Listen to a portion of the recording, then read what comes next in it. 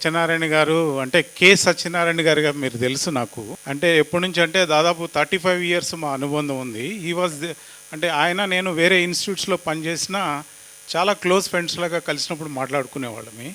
ఎప్పుడు మంచి చీర్ఫుల్గా విష్ చేయటము చాలా బాగుండేది. అయితే మీ మీద ప్రేమ నాకు ఇంకా ఇప్పుడు ఎక్కువైంది. ఎందుకంటే అక్కడ స్క్రీన్ మీద కావలి సత్యనారాయణ అని చూశాను. Kavali is my father's native place.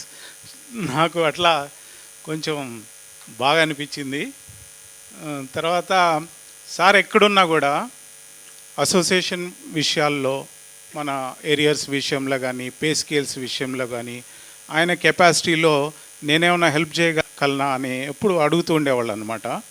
అంటే బయట వేరే ఎక్కడన్నా పనిచేస్తున్నా కూడా మన అసోసియేషన్ గురించి, మన డిపార్ట్మెంట్ గురించి ఆలోచించే బాధ్యతగా ఉండేటువంటి వారు.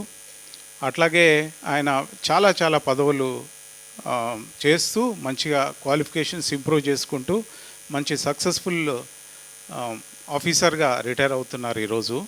సో రిటైర్మెంట్ ఫంక్షన్కి నన్ను పిలిచినందుకు నేను చాలా చాలా హ్యాపీ ఫీల్ అవుతున్నాను. మనం ఫ్రీ బర్డ్స్ అవుతాము, మన గురించి మనం ఆలోచించుకోవడానికి చాలా చాలా బాగుంటుంది.